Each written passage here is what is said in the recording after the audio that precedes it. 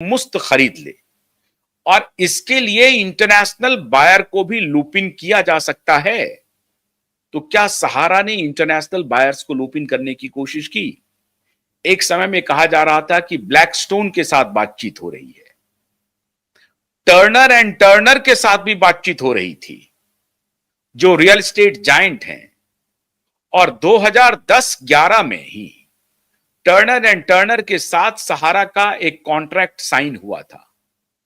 Turner and Turner दुनिया की सबसे बड़ी, आप कह सकते हैं, ट्रम्प कंस्ट्रक्शन से भी बड़ा टर्नर एंड टर्नर का रियल एस्टेट की कंपनी है, और उसने सहारा के साथ डील ब्रेक किया था। तो उनके इशारे पर यह हो रहा था कि सहारा पूरे देश में शहर का निर्माण करेगी, जो 287 शहरों में था, उसके लिए टर्नर एंड टर्नर आया था। तो इस दौरान डील कहा गया कि टर्नर एंड टर्नर से भी बातचीत चल रही है, ब्लैकस्टोन से भी बात कर रही, जो फाइनेंशियल ऑर्गेनाइजेशन है, उनसे भी बातचीत चल रही है।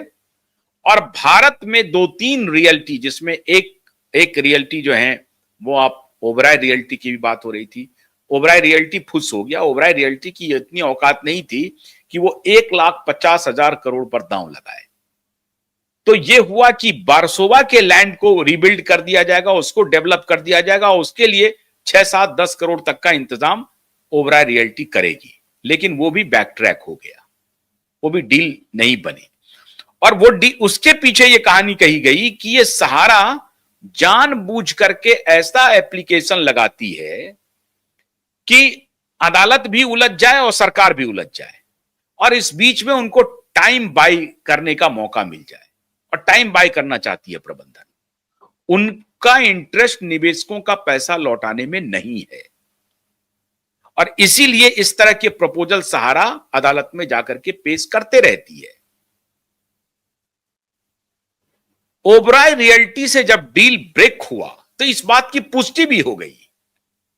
कहां तो सहारा को 10,000 करोड़ रुपए 3 महीने में देने थे, 15 दिन के अंदर 1,000 करोड़ रुपए जमा करने थे, और फिर 3 महीने में देने थे। वो 3 महीना बढ़कर के 9 महीना हो गया, 9 महीना बीत गया। मई में ही 9 महीना बीत गया। मार्च अप्रैल मई में ही 9 महीना बीत गया था। सितंबर 2024 का आदेश था, और मई गुजरने के बाद अक्टूबर आ गया। तो अभी कहां तो सुप्रीम कोर्ट को इनको पेनल्टी लगानी थी। तो इस बीच में एक बड़ी डील हो गई, और इस डील को आगे बढ़ाने में सरकार की भूमिका बहुत अहम है। क्यों? सरकार ने सबसे पहले पोर्टल के माध्यम से निवेशक कौन है, उसका क्या अता पता है, इसकी जानकारी ली, इसका डेटा लिया, और फिर जो एक्चुअल इन्वेस्टर हैं उसका डेटा लिया, और उसको कोशिश ये करने लगा कि भाई सरकार करने लगी कि एक्चुअल इन्वेस्टर्स को आइडेंटिफाई किया जाए, उसकी प्रामाणिकता पहले तय की जाए। और उसके बाद अब सरकार को यह लग रहा है कि एक्चुअल इन्वेस्टर तो जिसका काम 1 लाख करोड़ के अंदर अंदर में हो सकता है। अब आप सूद का चर्चा मत कीजिए, अभी मैं मूल की बात कर रहा हूं, क्योंकि जो पैसा आपका डूब गया था उस पैसे को अदा करने के लिए सरकार मन बना रही है। तो अगर आप कहिएगा, अभी जब पैसा मिलने लगेगा तो आप कहिएगा कि मेरा इंटरेस्ट दे दीजिए, आप मेरा इंटरेस्ट खा गए, वो तो कभी आप संतुष्ट नहीं होंगे साहब। लेकिन पहली बात तो यह है कि जो कम से कम मूलधन है वो वापस आ जाए। तो अभी तक सरकार ने क्या किया कि 5,000 करोड़ रुपए सहारा से भी अकाउंट से लेकर के लोगों को बांट दिया। 5,000 करोड़ रुपए और निकासी करवा लिया, अदालत के आदेश से करवा लिया। 5,000 करोड़ रुपए का डिस्ट्रीब्यूशन चल रहा है। अब किसी को 10,000, किसी को 5,000, किसी को 15,000, 50,000 के नीचे तक का अमाउंट जा रहा है। तो समझिए 10,000 करोड़ की तो अदायगी हो गई सरकार की तरफ से, ये तो तय है। 5,000 करोड़ बट गया, 5,000 करोड़ बंटने जा रहा है। 10,000 करोड़ रुपए तो बट गए। अब ये टोटल जो था वो 25,000 करोड़ रुपए लौटाने थे सहारा को। तो अभी 5,000 करोड़ और कुछ इंटरेस्ट जोड़ लें आप, ये 10,000 करोड़ बंटने के बाद, क्योंकि सहारा ने अभी तक 15,000 करोड़ रुपए ही जमा किए हैं, वो इंटरेस्ट जोड़ रहे हैं कि मेरा 10,000 करोड़ रुपया इंटरेस्ट हो गया। अब एक्चुअल इंटरेस्ट कितना हुआ ये तो बैंक वाले ही बताएंगे कि कितने साल से 15,000 करोड़ रुपया से भी सहारा के अकाउंट में मौजूद है और उसका इंटरेस्ट कितना होगा। हाइपोथेटिकल कुछ करने से बात नहीं बनेगी, यानी 10,000 करोड़ तो इंटरेस्ट हो गया। जो भी इंटरेस्ट होगा उस इंटरेस्ट को कैलकुलेट करके उसमें एड ऑन करके, मतलब ये अगर 10,000 करोड़ रुपए की निकासी हो गई तो अभी सिर्फ वॉल्यूम के हिसाब से 5,000 करोड़ रुपए ही सहारा सेबी के अकाउंट में पड़ेंगे, क्योंकि उसके बाद पैसा सहारा ने जमा किया ही नहीं। सहारा उसके बाद कई सारी अपनी प्रॉपर्टीज को बेचा, कई सारे एसेट्स बेचे, जिसमें आपको याद होगा लखनऊ का हॉस्पिटल है वो बेचा, कहा जाता है 1100 करोड़ में या 1200 करोड़ रुपए में लखनऊ का हॉस्पिटल बेचा। तो ये हॉस्पिटल बेचा या अन्य जगहों की जमीनें बेची सहारा ने, उसको बेचने के बाद वो पैसा कहां गया, ये निवेशक चाह उनका डिमांड है कि वो पैसा कहां गया।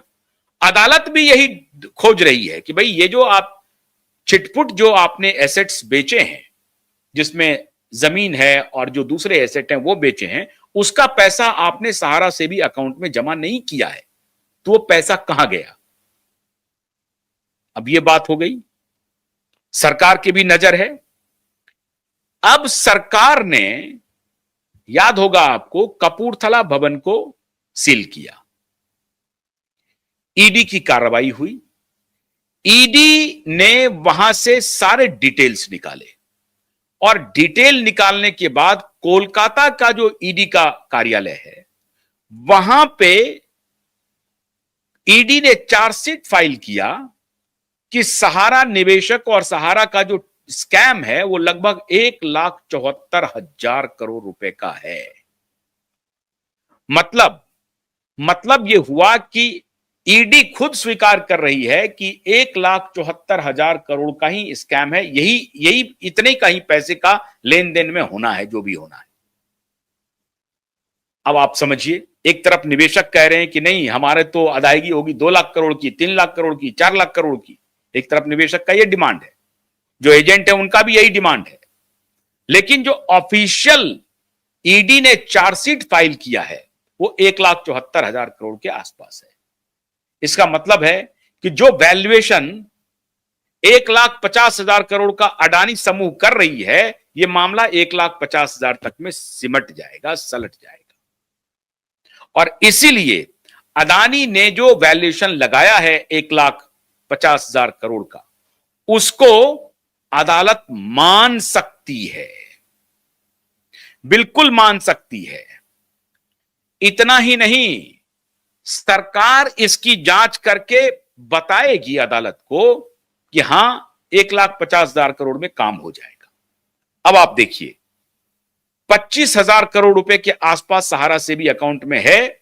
आप 15,000 करोड़ मान लें या उसके बाद जो इंटरेस्ट मान लें, अगर 2,000 करोड़ रुपए का इंटरेस्ट हुआ तो 15,000 करोड़ से तो अधिक के संपत्ति